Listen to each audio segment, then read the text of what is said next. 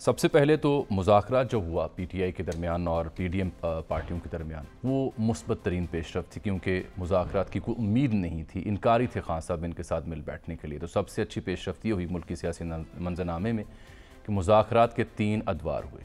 اور دوسری اہم اور مثبت ترین پیش رفت یہ ہوئی ناظرین کہ ایک ہی تاریخ پر انتخابات کے لیے بھی اتفاق رائے ہوتا دکھائی دیا۔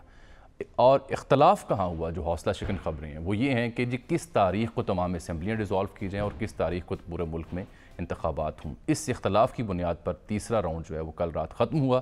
آج پاکستان تحریک انصاف نے رپورٹ جو ہے مذاکرات پر مبنی وہ سپریم کورٹ میں جمع کروائی ہے۔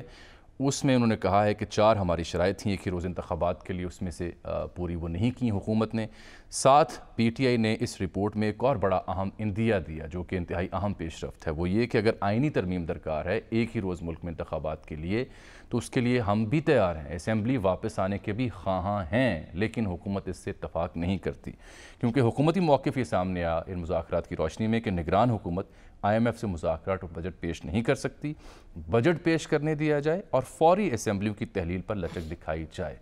یہ تو تھی مذاکرات کی کہانی۔ اس کے بعد آج جو خواجہ آصف صاحب بولے، شاہد خاقان عباسی صاحب بولے، وہ کچھ اور منظرنامہ بیان کرتا ہے۔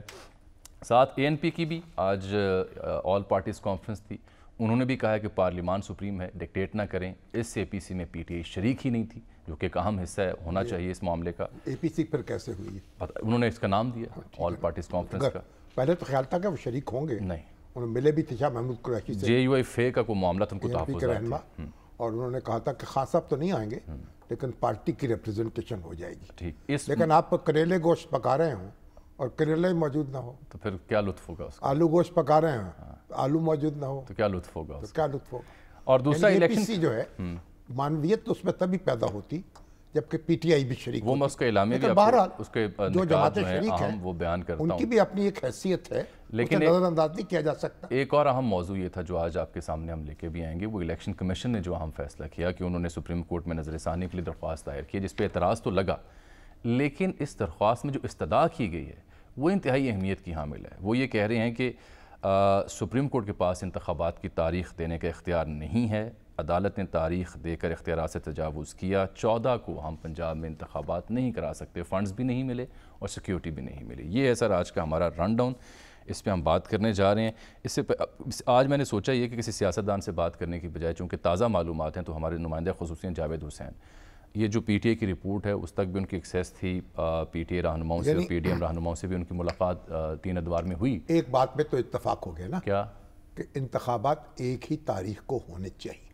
ہاں جی، اس پہ اتفاق، جب اس پہ اتفاق ہو گیا مسئلہ پھر تو پھر 14 مئی کو یا پھر 14 اگست کو یا 14 ستمبر کو کیسے الیکشن ہو سکتے ہیں؟ آج تو 3 تاریخ ہو گئی، 3 مئی ہو گئی، 11 دن کے بعد الیکشن تو ہو۔ یہ سب نکات بیان کرنے کے بعد پی ٹی آئی نے جو درخواست سپریم کورٹ میں دی اس میں یہی نکتہ اٹھایا کہ چونکہ یہ نہیں ہو سکا لہٰذا اب آپ 14 مئی کو جو انتخابات کا آپ کا حکم تھا 4 اپریل کا، اس پر من و ان عمل درآمد کو یقینی بنائیں۔ وہ کیسے ہوگا؟ یعنی 11 دن میں الیکشن تو نہیں ہو سکتا۔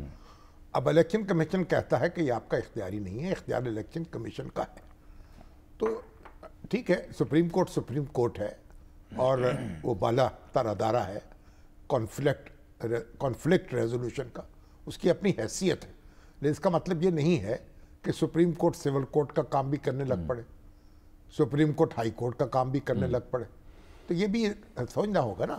تو ہر ایک کا دائرہ اختیار جو ہے اپنا ہے۔ سپریم کورٹ ایک اپیلنٹ کورٹ بھی ہے نا، اپیلیں اس کے پاس آتی ہیں، وہ ان کا فیصلہ کرتا ہے، تو جو اپیلنٹ کورٹ ہے اس کو ابتدائی کورٹ نہیں بننی چاہیے۔ صحیح، تو یہ کئی نکتے ہیں، ہیں، مگر اصل بات اب آپ دیکھیں اختیار کی بات ہو رہی ہے، مطلب والد صاحب ہیں، بڑے سپریم ہے نا، گھر میں بڑی حیثیت ہے ان کی، وہ کہتے ہیں کہ دیکھیے میری چارپائی جو ہے میرے بیٹے کے بیڈ روم میں ڈال دی جائے، میں بہو اور بیٹے کے درمیان چارپائی ڈال کر رہوں گا، اچھا،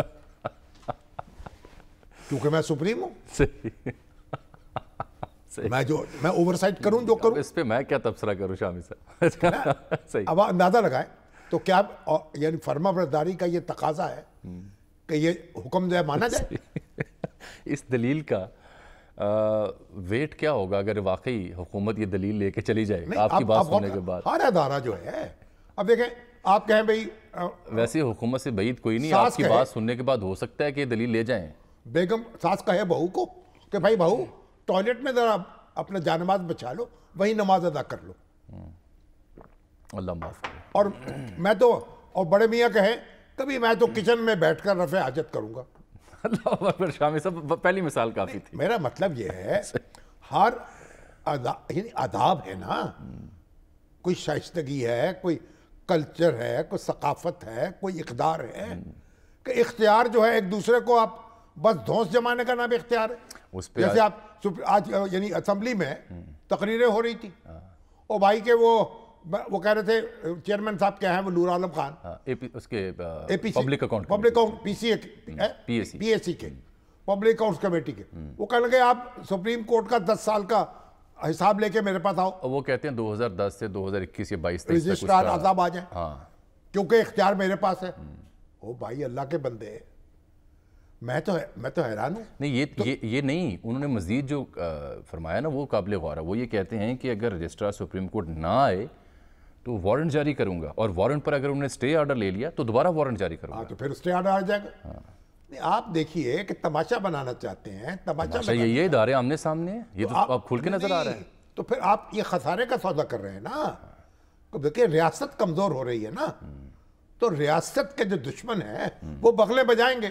بالکل بجائیں گے. تو اس لیے اب آپ دیکھیں وہ کہہ رہے ہیں ہمیں اب وہ جو اٹھتا ہے خواجہ آصف صاحب اٹھ کھڑے ہوئے، دوسرے ہم وہ ہمارے وہ کیا ہے یہاں جاوید لطیف صاحب، میاں جاوید او بھائی ہم حساب لیں گے، جسٹس منیر کا لیں گے اور ثاقب نثار کا لیں گے. اور حساب کس سے لیں گے؟ عطا بندیال سے. او بھائی پھر کھڑے ہو کے یہ عاصم منیر صاحب جنرل، ان سے باجوہ صاحب کا حساب لے لو. کہو جی ہم ان سے ایوب خان کا حساب لیں گے، ضیاء الحق کا لیں گے، ہم ان سے یحییٰ خان کا حساب لیں گے، مشرف کا لیں گے، مشرف کا لیں گے، ضیاء الحق کا لیں گے. بھئی اپنی حساب دانی کو تو دیکھو نا، اتنے حساب اس میں آ بھی سکتے ہیں. نہیں وہ خاصی وسیع ہے، اس کو سمو نہیں سکتے. آپ دیکھیں خدا خوفی کریں، آگے چلیں اور وہ کہیں عاصم منیر صاحب بھائی میں تو وہ حساب لوں گا، بھٹو صاحب کا حساب لوں گا.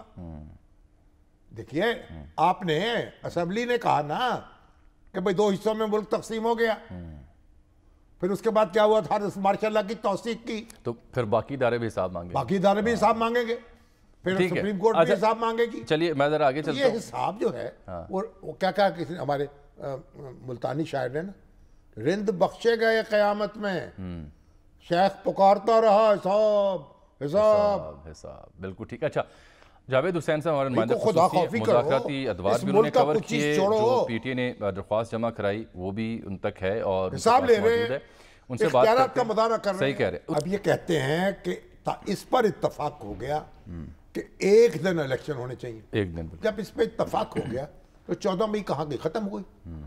اب آپ دیکھیں یہ میں بار بار عرض کر رہا ہوں بھائی اختلاف کیا ہے؟ 4 ہفتے کا ہے، 6 ہفتے کا ہے، 8 ہفتے کا ہے. مسئلہ صرف مدت کا ہے نا، میعاد کا ہے. مدت کے لیے آپ پوری قوم کو سولی پہ چڑھائیں گے. حکومت یہ کہتی ہے کہ وہ نگران حکومت IMF کو یا بجٹ کے معاملات کو اس کے حوالے نہیں کرنا چاہیے، بجٹ پیش کرنے دیا جائے پھر ہم نگران کی طرف جائیں. ان کو یہ معقول ہے. بارے میں کیا خبر آئی ہے؟ انہیں شوکت خانم ہسپتال کے ڈاکٹروں نے آرام کا مشورہ دیا. ان کی ٹانگ پہ سوجن ہو گئی ہے، جہاں چوٹ لگی تھی، انفیکشن ہو سکتی ہے. انہوں نے کہا آپ گھر میں بیٹھیں آرام کریں، آپ اس طرح چلنے پھرنے کی کوشش نہ کریں. اب اس کا بھی ہماری مریم بی بی نے اور رانا ثناء اللہ نے اس پہ بھی فکر کسے. بھائی یہ انسان جو ہے کیا؟ اور دوسرا آپ غور کریں، میں حیرت میں مبتلا ہوتا ہوں. او بھائی ہم تو یہ سمجھتے تھے وہ جو صلاح الدین ایوبی کی اور رچرڈ شیردل کی کہانی سنتے تھے نا کہ وہ بیمار ہو گیا جنگ کے دوران، تو صلاح الدین نے اپنا طبیب بھیج دیا اس کے پاس. یہ ہمارا سلوک تھا. اب ایک آدمی بیمار ہے. نہیں ہمارے ہاں بھی یہ روایت تھی، لیکن اب دیکھیں ماضی قریب میں ہوا کیا، بیماریوں پر جملے کسے گئے، تانے دیے گئے، اور قدرت خدا کی جیسے کارما بھی ہم کہتے ہیں وہ اب واپس آ رہی ہیں.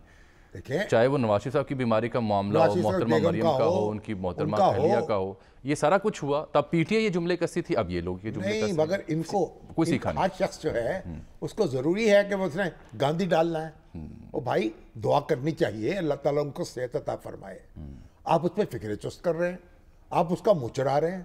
بھائی آپ تو اپنی قدروں کے مطابق ایکٹ کریں نا, یا ریئیکٹ کریں. صحیح. اچھا جاوید, آپ مجھے بتائیں کیا کہ خان صاحب تو آرام پہ چلے گئے, ڈاکٹروں نے منع کر دیا. اب 14 تاریخ کو کمپین کون چلائے گا, الیکشن کیسے ہوں گے؟